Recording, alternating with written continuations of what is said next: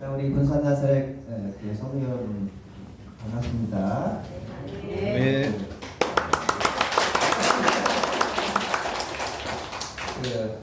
하나님 은혜로 1년 동안 그죠? 우리 교단이 나사렛 교회잖아요. 교단. 정신명 지금 뭐라고 했죠? 대한기독교 나사렛 성결 그죠? 우리 교단의 특징이 무엇인가가 이제 우리 신조 믿는 바에 대해서 잘 정리해 놓은 신조에 잘 드러났는데 우리가 1년 동안 하나님 은혜로 함께 살펴보고 있는데 이제 오늘이 마지막 되겠습니다. 먼저 리뷰하면서 오늘 마지막 항목 살펴볼 텐데요. 자, 우리 나사렛 신조는 총 몇 개로 구성되어 있다? 조항 개수가 16입니다. 이것을 좀 이렇게 우리가 이해하기 쉽게 주제로 총 몇 개로 나눌 수 있다? 5개. 5개. 자, 그래서 첫 번째 16개 중에 1번부터 3번까지는 뭐에 대한 내용이다? 하나님, 그죠? 신. 자, 그다음에 이제 네 번째는 뭐다? 성경. 하나님 말씀. 첫 번째는 주제는 하나님. 그다음에 모든 것의 시작 하나님이니까. 그리고 두 번째는 하나님의 말씀, 성경. 세 번째는 그래서 이 5번부터 10번까지는 하나님 말씀인 성경의 저는 핵심은 바로 구원에 관련 가지고 구원, 주제 구원입니다. 그 다음에 11번부터 14번의 주제는 뭐죠? 교회죠, 그렇죠? 그래 구원받은 사람들, 성도들을 뭐라고 하죠? 교회 공동체, 신앙 공동체. 그러면서 우리 교회는 이 땅에서 주님의 일을 하지만 이게 전부가 아니죠, 그죠? 예수님의 다시 오심. 그리고 천국의 삶을 소망하잖아요. 그래서 마지막 5번째 주제 15번부터 16번까지 뭐다? 종말입니다. 이 땅에서 전부가 아니죠. 그래서 여러분 오늘 우리는 15번, 16번 이렇게 살펴보고 이제 나사렛 신조를 마무리 짓는데요. 15번의 제목은 재림으로 돼 있어요. 요즘 뭐 이런 말 잘 사용 안 하는데 교회 내에서도 그죠? 재림의 뜻이 뭐죠? 이게 한자로 되어 있죠. 뭡니까? 다시 또다시 오신다. 임하신다. 예수님께서 다시 오시죠. 재림은 전제 조건이 뭐가 있어요? 첫 번째는 다시란 뜻이니까 한번 오셨다는 거잖아. 그죠? 그걸 뭐라 그래? 초림 약 2000년 전에 그죠? 예수님 그래서 뭐 매년 우리 성탄 축하하잖아. 예수님 그건 초림이고 그러나 예수님께서 다시 한번 오세요. 아셨죠? 이걸 믿지 않으면은 참다운 크리스천이 아니죠. 자, 그래서 우리 교단도 마찬가지입니다. 이 재림에 관해서 15번에서 다음과 같이 설명하고 있습니다. 자, 우리는 주 예수 함께 읽어볼 거예요. 시작. 우리는 주 예수 그리스도께서 다시 오실 것을 믿으며 그분의 재림 시에 살아있는 우리는 예수 그리스도 안에서 이미 잠들어 있는 자들보다 앞서지는 못하나 우리가 만일 그리스도 안에 거하면 부활한 성도들과 함께 공중에 들려 주를 만나서 영원히 주와 함께 될 것을 믿는다. 아멘. 이게 우리의 믿음의 고백인데 예수님께서 여기 제가 이제 파란 글씨로 좀 강조해 놓은 게 있잖아요. 그래서 다시 오실 것을 믿습니다. 그것을 소망하면서 삽니다. 예수님이 다시 오시면은 우리는 뭡니까? 공중에 들린대요. 휴가라고 하잖아요. 공중에 들려 주를 만나고 그리고 주와 함께 영원히 천국에서 삶을 살게 됩니다. 이거를 좀 제가 정리를 학교에서 가르치다 보니까 저는 이렇게 정리해서 학생들에게 알기 쉽게 가르치는 게 또 교수는 직업이잖아요. 정리를 하면 자 재림을 영어로는 뭐 우리 예전부터 군사는 그 이제 이게 한국이니까 그 교류가 많은 곳이잖아요. 그러니까 글로벌한 곳이잖아요. 그죠? 영어 잘하시죠? 오늘날 글로벌은 이제 영어니까. 자, 영어로는 재림을 자 한번 같이 읽어볼까요? 자, second coming of Christ. 그러니까 second는 first, second니까 두 번째 오실 거라 앞으로 그죠? coming 오신다. 크라이스트 예수님 그리스도 구세주 대신 메시아 된 예수님 다시 오시는데 그 성경 특별히 신약 성경 있죠. 마테마고에서 요한계시록까지 27권. 신약 성경이 약 2000년 전에 처음 쓰여질 때 어느 언어로 쓰여졌죠? 한글? 한글? 영어? 아니죠. 어느 언어로? 히브리어라고 그리스어로 쓰여졌대. 하여튼 그리스어. 여러분, 그러면 예수님의 재림과 관련된 이 처음 쓰여졌을 때 그리스어로는 어떤 단어를 사용했냐면 함께 한번 읽어볼까요? 파로시아. 이거래요. 근데 2000년 전에 그리스 사람들이 파로시아라는 단어를 언제 사용하냐면 당시 여러분 2000년 전에는 로마 제국 시대예요. 그죠? 황제가 다스리던 시대인데 예를 들면 황제가 어느 지역을 방문해. 그럴 때 파루시아예요. 야, 황제가 오신다. 파루시아 그러면 어떻게 막 준비하잖아. 이게 그러니까 황제가 방문할 때 사용했던 단어가 2000년 전 그리스어가 뭐다? 파루시아. 여러분 이것을 특별히 예수님의 재림과 관련해서 사용한 이유 뭡니까? 예수님께서 두 번째, 여러분 초림 때는 어떻게 오셨어요? 세상의 구원자로서 아기 예수로서 그죠? 말 부위에서 태어나시면서 십자가에서 돌아가셨잖아요. 그런데 재림 두 번째 오실 때는 황제니까 예수님은 온 우주와 온 지구와 우리 모든 민족과 사람들의 왕으로서 황제로서 오셨는 거예요. 그래서 다스린다 얘기예요. 이게 이제 황제로서 방문하신다. 그래서 의미가 두 번째가 그래서 어원에서 나오는 게 의미는 한번 읽어볼까요? 시작. 말하는 왕이신 예수 그리스도의 강림 재림. 왕 중의 왕이시잖아요. 예수님 그 우주 세상의 왕이신 황제 대신 예수님께서 강림 위에서 내려오신다 해서 강림이라는 표현도 쓰죠. 다시 오신다. 그러면서 이제 왕으로 다스릴 거예요.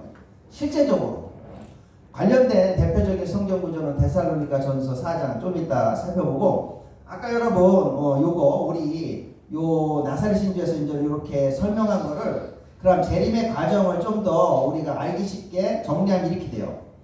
예수님께서 다시 오세요. 그렇죠? 언제인지 모르지만 오시는 거야. 우리 믿음으로 믿음으로 고백하면 그렇게 살잖아요. 그럴 때 뭡니까? 성도들이 부활한단 말이에요. 예수님이 믿고 죽은 분들이 있잖아. 그분들이 다시 부활하고 근데 예수님이 만약에 내가 살아생전에 오실 수도 있잖아. 그죠? 나는 뭡니까? 그러면 죽은 우리 믿음의 이제는 조상들이 부활해요. 그리고 올리는단 말이에요. 공중으로 예수님께로 나간단 말이에요. 그리고 만약 내가 살아있어 그러면 나는 살아있는 채로 올라가는 거예요. 무슨 말이죠? 이게 공중 휴거예요. 그래서 예수님 재림 그러면 예수님을 믿고 이미 이제 소천하신 분들은 다시 부활해갖고 뭡니까? 공중으로 들림받고 만약에 내가 그때 살아있어 그러면 공중에 나는 살아있는 채로 공중으로 들림받는 거예요. 그러면서 주님과 함께 영원한 안식 가운데서 천국의 삶을 누린다. 이게 과정이에요. 자 여러분 대표적인 성경 구절 우리 나사렛 신조는 그냥 머릿속으로 생각해서 정리한 게 아니라 하나님 말씀인 성경에서 관련된 관련된 내용들을 정리한 거란 말이에요. 대표적인 성경 구절이 데살로니가전서 4장 16절 17절에 예수님의 재림과 관련해서 이렇게 기록되고 있습니다. 주께서 호령과 함께 읽어볼까요? 시작.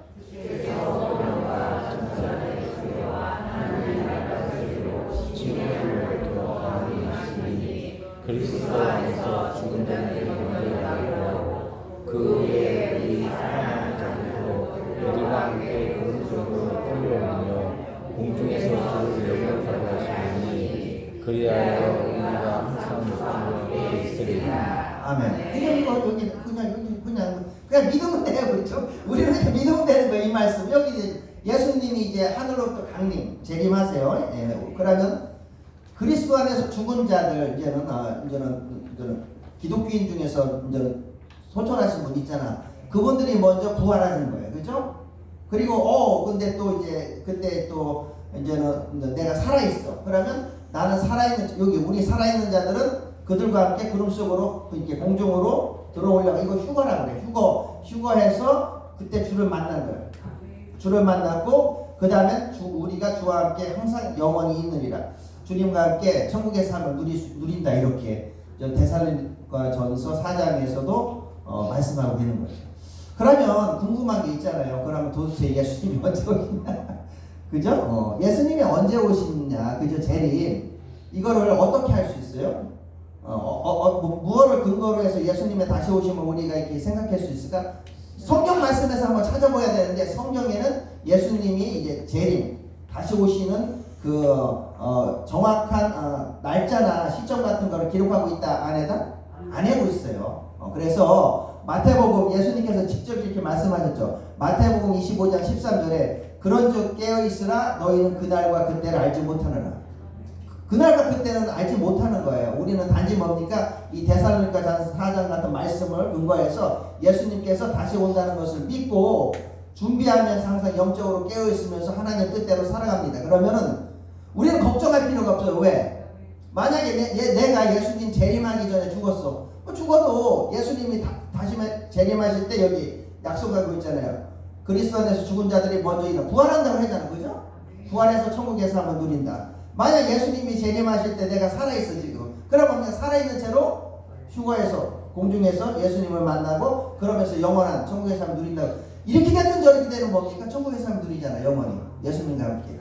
그러니까 여러분 우리는 마태복음 23장 말씀을 통해서 25장 13절 말씀 같은 걸 통해서 그날과 그때를 알지 못하지만 뭡니까? 여기 예수님께서 깨어있으라 즉 준비하면서 항상 살아가는 요 말씀에 근거해서 살아가면 되겠습니다. 이단들이 여러분 아시다시피 대표적으로 이단들이 우리를 현혹하는 것이 특정한 날짜나 시기를 이렇게 알려줘요. 예수님의 재림이나 휴거 관련해서 다 이단이에요. 그죠?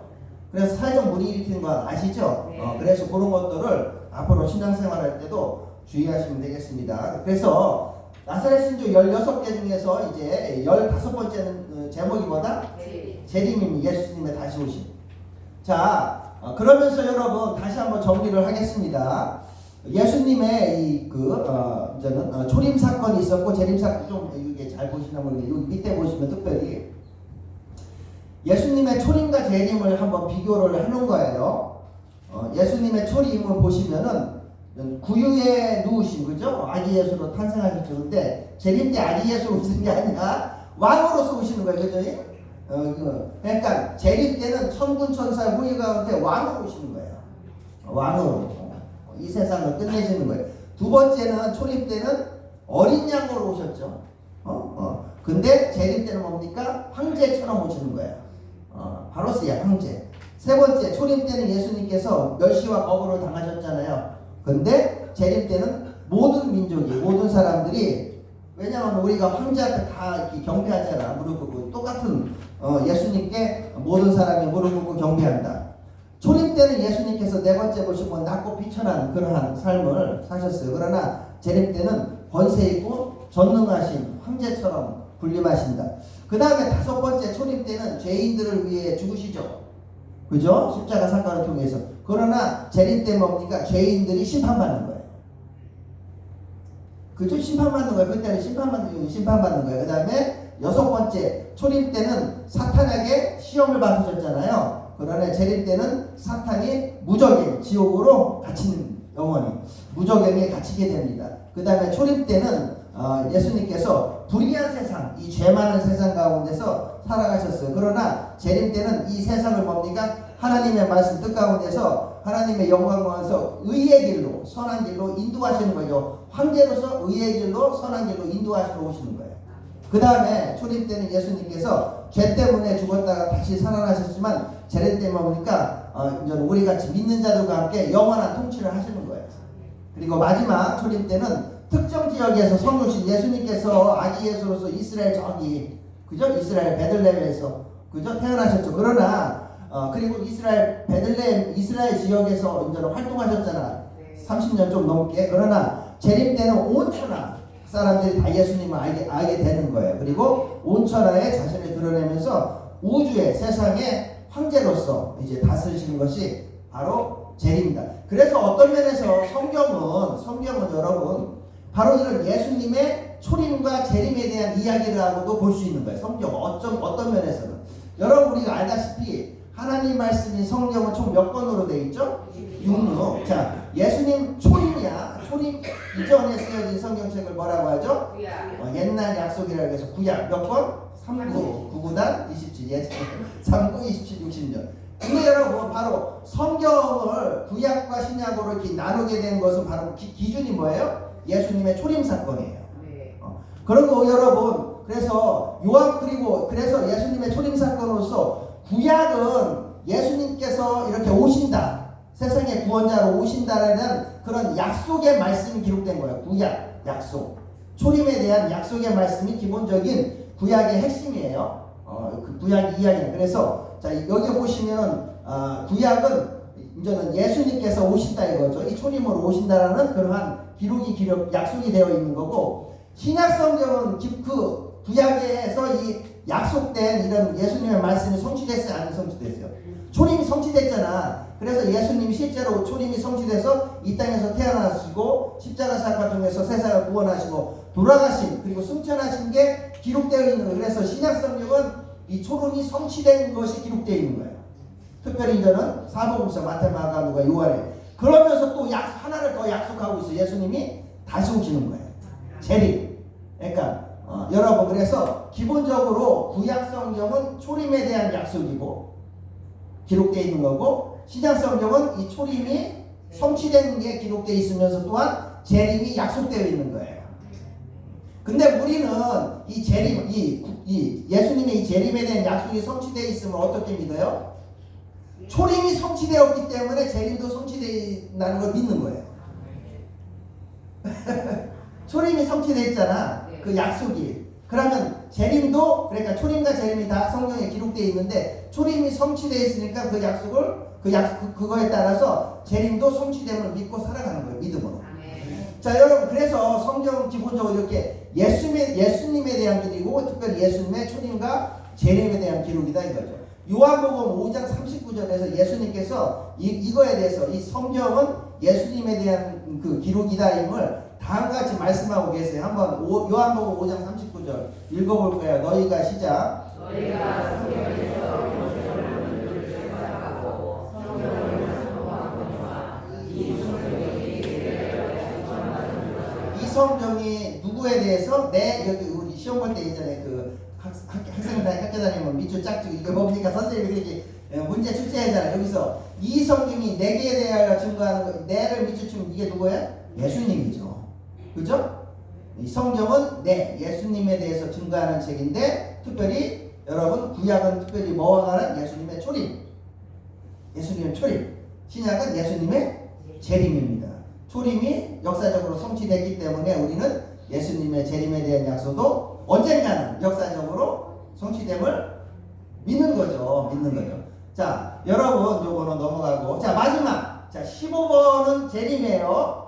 재림 이후에 이제 부활과 심판과 이제는 사람들의 운명이 이제는 천국과 지옥으로 이제는 확실히 결정됩니다. 이거에 대해서 16번에 이제 우리 마지막 나사렛 신주는 기록하고 있는 거예요.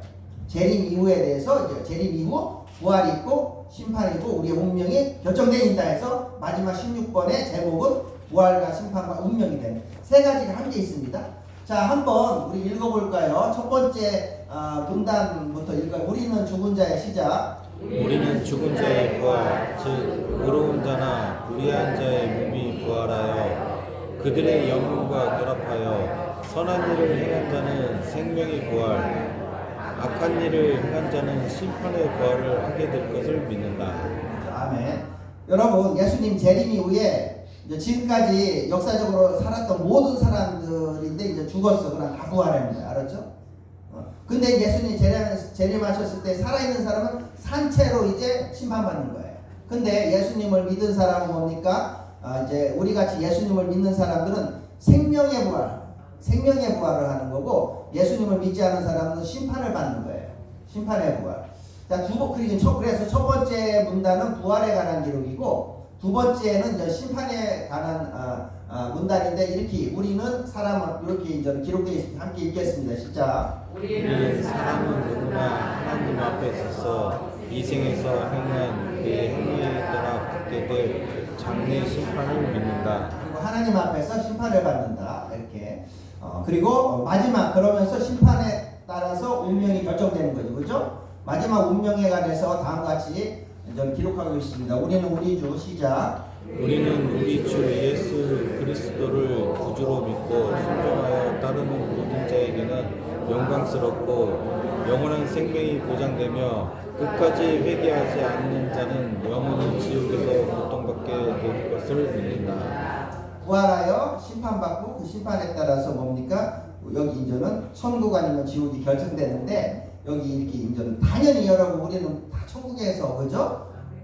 주와 함께 영원한 삶, 행복한 삶, 평안한 삶을 살고 싶겠죠? 그럼 이제는 그 전제 조건이 이렇게 써 있어요. 우리 주 예수 그리스도를 구주로 믿고 다음에 또 뭐라고 써 있습니까?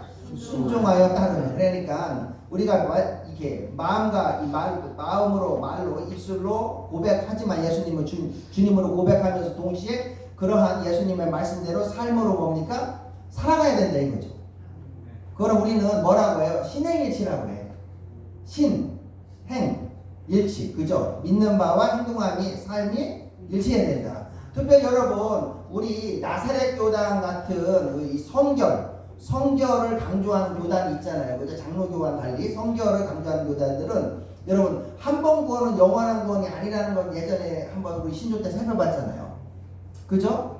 우리가 예수님 재림 때까지 또 심판받는 그날까지 뭡니까? 내가 예수님을 마음으로 믿음으로 고백하고 어떤 이렇게 뜻대로 살라고 하다가 다시 죄의 삶으로 돌아가. 그럼 뭡니까? 이 심판의 순간에 뭡니까?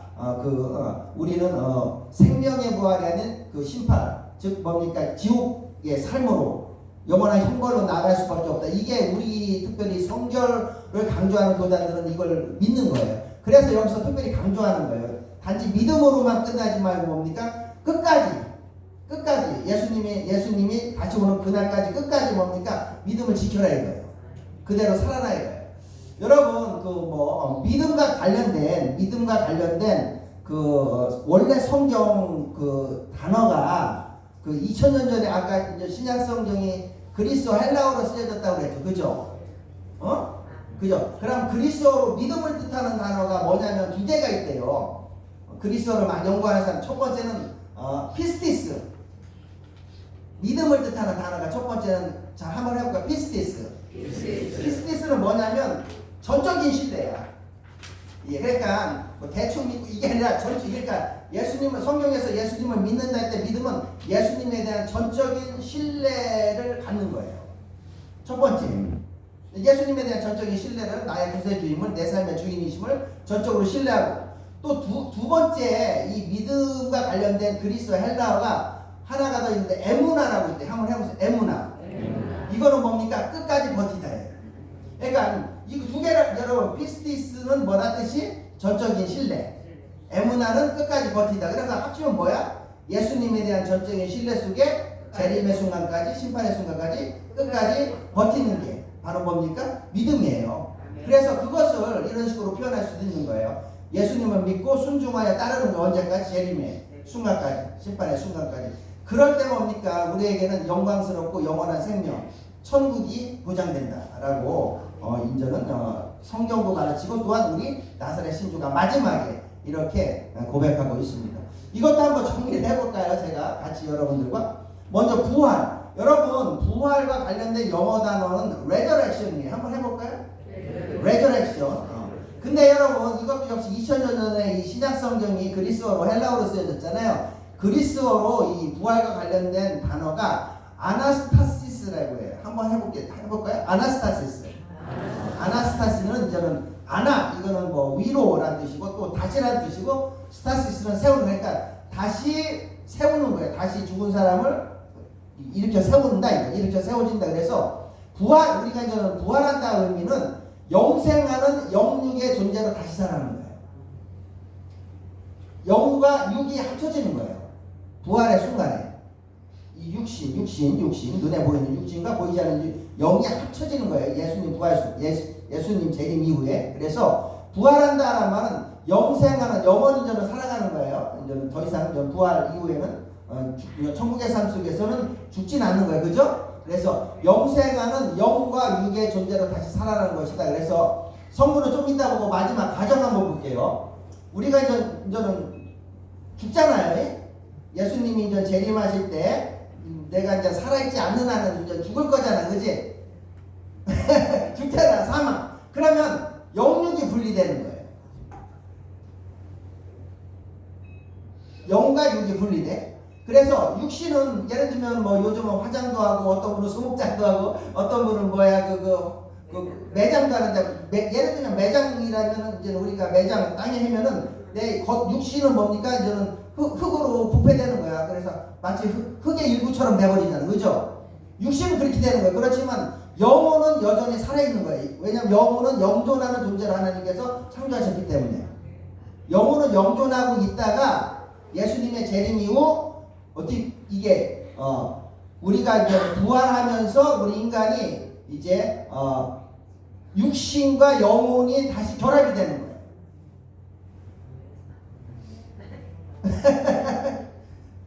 저기 그 사도신경에도 우리 그걸 고백하고 있잖아, 그죠? 우리 주일날 매번 그 사도신경 하지만 육신 부활을 한다고 고백하고 있지 않나요?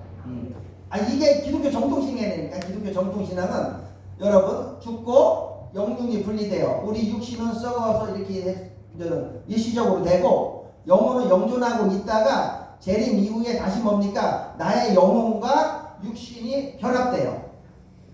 영육이 결합되면서 뭡니까? 그때 이제 육신은 가장 건강한 상태로서 결합되는 거예요. 알았죠?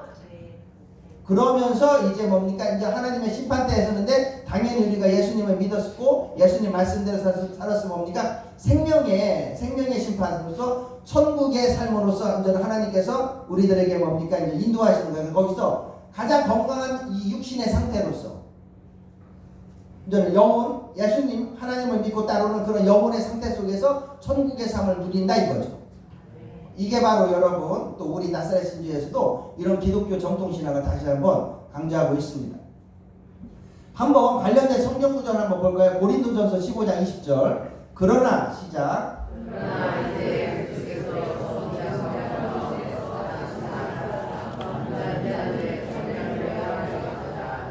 예수님께서 초림 이후에 그죠? 다시 부활하시고 승천하셨는데 마치 그런 똑같은 과정을 거친다 이거죠. 예수님이 거친 과정을.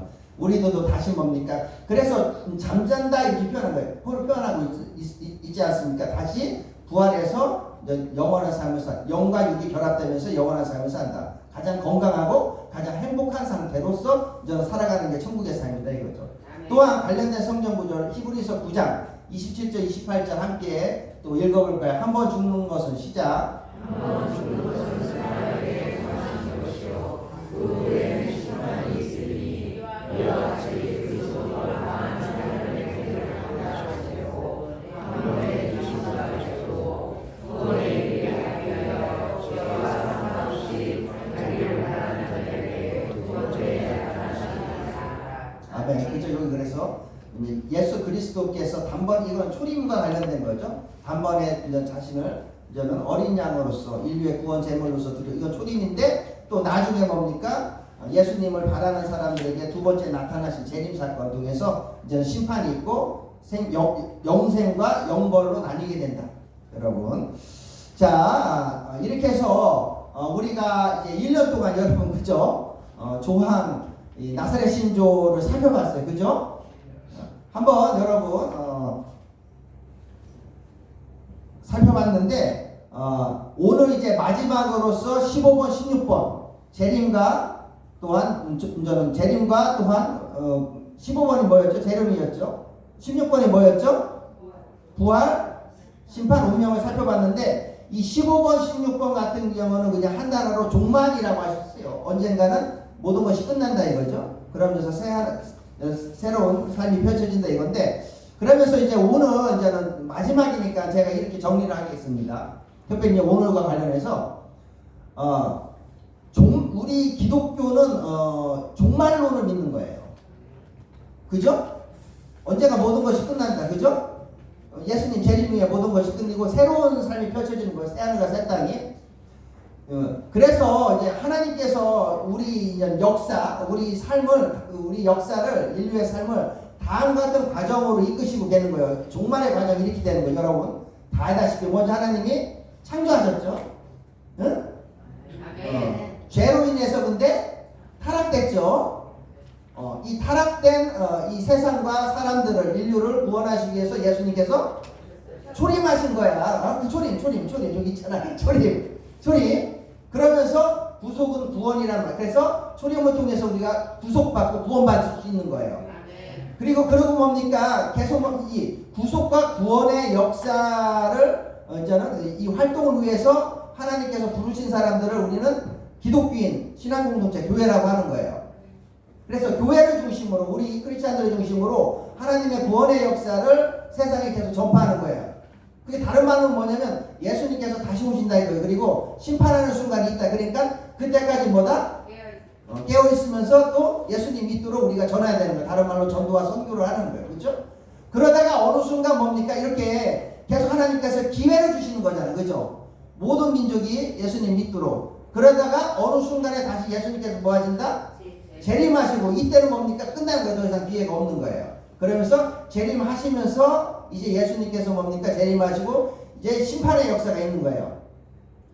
영생이냐 영벌이냐. 그러면서 영생의 그러한 심판을 받는 사람은, 부활을 하는 사람들은 하나님께서 이제 새로운 창조 속에 새하늘과 새 땅, 즉 천국의 삶을 살도록 이끄시고, 그렇지 않은 사람은 지옥의 삶을 이끄신다. 이게 여러분 간단합니다. 그래서 하나님께서 이 세상을 역사하시는 과정은 창조와 타락, 죄로 인한 타락, 이 타락된 이런 세상과 인간들을 구원하시기 위해서 초림하셨고, 그러면서 계속 뭡니까? 기회를 주시는 거예요. 그리고 우리 하나님의 사람들이 바로 예수님의 이러한 구원의 메시지를 전하고, 이제 그러다가 어느 순간 예수님께서 재림하시면 뭡니까? 이제 심판이 있고 끝나는 거예요. 더 이상 기회는 없고 새로운 인생이 펼쳐진다 이거죠. 그게 그냥 천국이냐 아니면은 지옥이냐 이것만 있을 뿐이다 이거죠. 그러면서 이제 우리가 가야 될 천국의 모습에 대해서 이제 성경에서는 아주 구체적으로는 기록되어 있지는 않지만 다음과 같이 여러분 묘사하고 있어요. 우리가 이제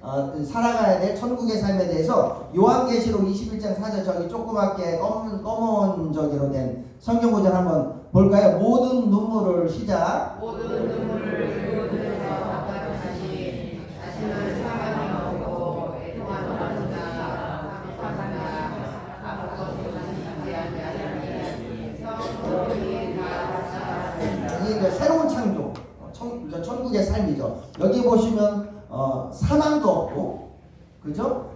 애통, 슬픔도 없고, 고통도 없고, 이게 이제 천국의 삶인데, 그래서 여러분 죄로 하나님께서 창조하셨죠. 근데 죄로 인해서 타락됐기 때문에 우리 일반적으로 우리 인간의 삶은 생로병사라고 하잖아.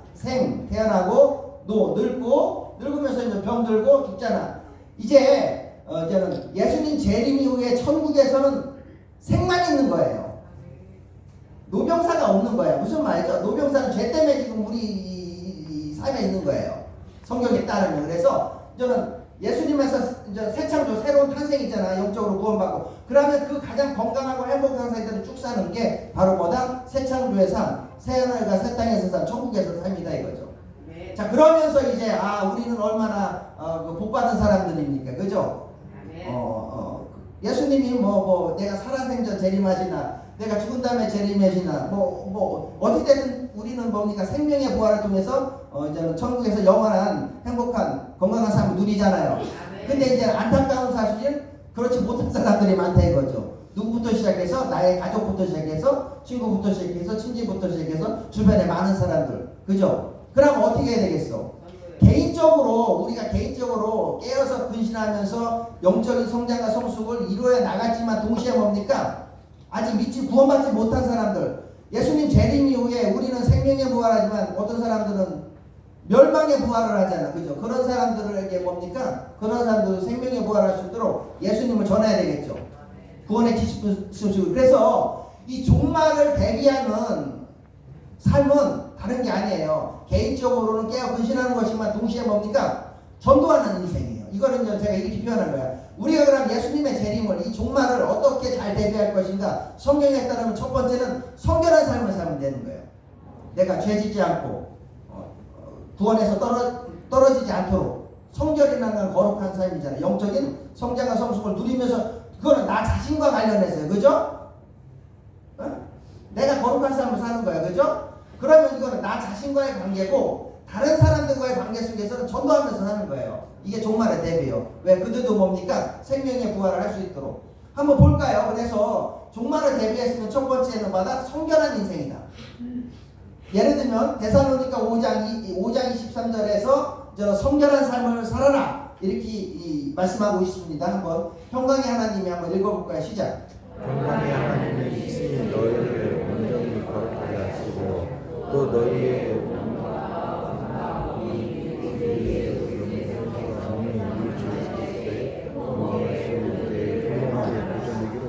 예수님께서 강림 재림하실 때까지 우리의 영과 혼과 몸 한마디로 우리의 모든 삶이잖아요. 우리의 모든 삶이 흠없이 보존되기를 원하는데 이게 뭡니까? 죄 없는 삶을 살아라 이거죠. 다른 말로 성결한 삶이에요. 첫 번째 성결한 삶, 죄 없는 삶, 거룩한 삶을 살면서 주님의 다시 오실 재림을 준비해야 되겠구나. 그죠? 두 번째는 뭡니까? 이건 나 자신과 관련해서고, 두 번째 그다음 다른 사람들과의 관계 속에서는 뭡니까? 전도를 한다. 예수님 복음을 전해야 되는데 마태복음 24장 14절에 그건 다음과 같이 기록되어 있어요. 이 천국 복음의 시작. 이 천국 복음이 모든 민족에게 증언되기 위하여 온 세상에 전파되리니 그제야 끝이 오리라. 그제야 끝이 우리 예수님의 재림이고 종말이잖아요. 지금 현재 사는. 근데 뭡니까? 그러기 위해서 뭡니까? 주님께서 다음과 말씀. 천국 복음이 예수님의 구원의 메시지가 바로 모든 사람들, 모든 민족에게 증언되기 위하여 온 세상에 전파되니 그때가 끝이 오리라. 그러니까 이 천국 복음이 모든 사람들에게 전파되기 원하는 거예요. 그래서 모든 사람들이 구원받기 원하시는 거예요. 그래서 우리가 종말을 대비하기 위해서는 뭡니까? 첫 번째 어떤 삶을 살아야 된다? 성결한 삶. 두 번째는 어떤 삶을 살아야 된다? 전도의 삶을 살아야 된다. 여러분 우리 군산 나사렛교회 성도 여러분도 지금까지 이런 마음과 자세로 사셨겠지만 우리 이제 나사렛 신주 16교회 마무리 치면서 다시 한번 그죠? 먼저 나 스스로 돌아보면서 성결한 거룩한 삶을 살면서 동시에 주위의 사람들 주변에 아직 믿지 않고 나중에 우리만 생명의 문화면 안 되잖아. 우리만 저렇게 안 되잖아. 그죠? 그래서 아직 믿지 않은 사람들에게 예수님을 전해서 함께 여러분 우리 군산 나사렛교회 여기에서 즐겁고 행복하게 신앙생활 같이 하다가 또 뭡니까? 재림 이후에 천국에서도 뭡니까? 더욱더 기쁜 삶, 행복한 삶, 영원한 그런 복된 삶을 살면 얼마나 좋겠습니다. 그래서 전도적인 삶을 살아야 된다. 바로 이게 종말을 대비하는 것이다. 이렇게 이해하시면 되겠습니다. 마무리 치면서 제가 이제 이런 특별히 전도의 중요성 정말 안 믿을 것 같은 사람도 여러분 전하는 게 중요한 거예요. 그러면 하나님께서 성령께서 역사하시니까 그래서 이제 여러분 가정이든 누구든 사람 가리지 말고 그냥 복음의 씨앗만 뿌리면 되는 거예요. 우리는 그죠? 그 사람이 믿을까 안 믿을까 이거 걱정할 필요 없어요. 하나님께서 역사하시니까 복음의 씨앗을 뿌리고 복음을 전하고 이제 그들이 믿을 수 있도록 기도하면서 하면은 하나님이 하나님의 때에 그들이 뭡니까? 주님께 돌아오도록 또 역사하신다 이거죠. 그러한 차원에서 제가 한 분의 인생을 한번 소개해 줄게요. 이분은 정말 예수님 안 믿을 것 같은 사람이었어요. 여러분 군산이 낳은 군산은 예로부터 여기 인물들이 많이 나왔잖아. 그치 안 그래? 아멘이. 군산이 낳은 아주 대표적인 연예인이 있어요. 우리 여기 군산 출신에 최근에 돌아가셨어. 그렇지? 잘하네. 근데 이제 그분이 욕쟁이 이렇게 욕 같은 것도 아주 걸쭉하게 잘하고. 근데 여러분 아실 거야. 그분이 예수님을 뒤늦게 믿고 그죠? 그 가운데서 평안과 안식을 누리면서 천국 소망 가운데 살다가 돌아가셨걸요. 또 때때로 가끔씩 간증도 하고. 한번 여러분 군산이 낳은 우리 김순희 최근에 돌아가신 그 연예인 한번 간증과 관련된 그런 저는 영상을 보고 마치도록 하겠습니다. 안녕하세요. 말씀의 검 에스더입니다. 오늘은 얼마 전에 소천하신 배우 김수미 집사에 대해서 말씀드리려고 합니다. 김수미 집사는 지난 25일 75세를 일기로 우리 곁을 떠나는데요. 국민에게 일용 엄니로 많은 사랑을 받았던 배우 김수미 집사는 독실한 신앙으로 믿는 이들에게 떠나면서 큰 슬픔을 안겼습니다. 김수미 집사는 1949년 전북 군산에서 출생해 모태신앙으로 100년 전 할아버지는 군산 신흥교회를 세웠다고 했습니다. 김수미 집사는 모태신앙이었지만 하나님을 제대로 믿지 않았다고 했습니다. 부모님께서 교회를 다녀 자신도 주일학교를 다녔지만 서울에 이사를 오면서 중학교 때부터 교회를 다니지 않았다고 했습니다. 김수미 집사가 하나님을 인격적으로 만난 건 2016년 무렵이었는데요. 김수미 집사는 과거 남편과의 관계로 인해 공황장애와 우울증을 앓았다. 남편을 미워했고 증오했다. 늘 불행하다고 생각했다며 자신을 딸처럼 늘 대해주셨던 시어머니가 돌아가시고 본격적으로 음주를 했다고 밝혔습니다. 하지만 하나님 만난 후 삶을 대하는 태도가 변했습니다. 기독교 집안에서 태어나 무려 56년 만의 회심이었습니다. 김수미 집사는 자신의 문제를 해결하고자 100에서 200일을 기도했지만 끝내 포기하려고 했다며 더 이상 못하겠다. 하나님이 알아서 하시라고 마음 먹었다고 했습니다. 그러던 어느 날 술을 한 모금 마시는데 다 토하고 그 이후 지금 이 순간까지 술이 꼴도 보기 싫다. 그렇게 저는 교회를 가기 시작했다고 말했습니다. 김수미 집사는 교회에 출석하고 하나님의 은혜로라는 제목의 찬양을 듣는데 눈물이 쏟아졌다고 했는데요.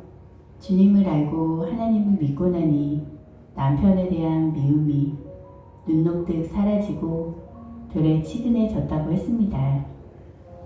김수미 집사는 마음 한편에 하나님을 진작 알았다면 얼마나 좋았을까라는 생각을 가졌다고 했는데요. 그러면서 지금이라도 알아 다행이라고 말했습니다. 김수미 집사는 자신의 삶에 대해 이렇게 간증했습니다. 제가 인맥도 많고 국민 배우로 불리고 돈, 인기, 명예도 있다 보니 사람들은 저보고 얼마나 좋을까 이렇게 생각합니다. 하지만 사람 사는 건 다 똑같습니다.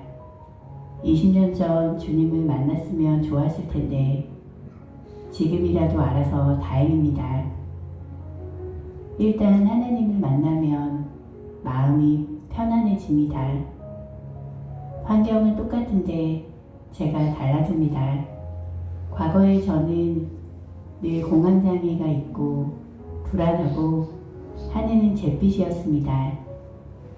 하지만 주님을 인격적으로 만나고부터는 모든 사람을 용서하게 되고 인생이 행복합니다.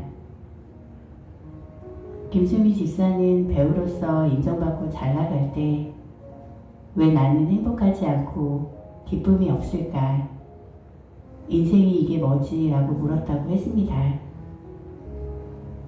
결국 김수미 집사는 하나님을 알고 영접하고 나니 정말 범사에 감사하다. 하나님을 알고 기쁨에 차니 제가 변한다고 했는데요. 하나님을 만나고 나서 김수미 집사는 감사를, 기쁨을 얻었습니다. 하나님께서는 세상이 절대 줄 수 없는 감사와 기쁨, 평안을 주십니다. 육신의 생각은 사망이요 영의 생각은 생명과 평안이니라. 로마서 8장 6절 말씀. 오늘도 그분 안에서 승리하는 하루 되세요. 그 예수님을 믿는 사람 그리고 천국 소망을 갖고 사는 사람은 이 땅에서 뭐 많은 어려움이 있고 뭐 하더라도 항상 주님께서 주시는 이 10년 안에 감사와 기쁨이 넘치죠. 그죠? 우리 군산가선의 모든 성도님들도 뭐 지금까지 들으셨겠지만 더욱더 새해에는 감사와 기쁨이 충만한 그런 삶이 되시기를 축복하면서 2년 동안 우리 함께했던 나사렛 신주를 마치겠습니다. 감사합니다.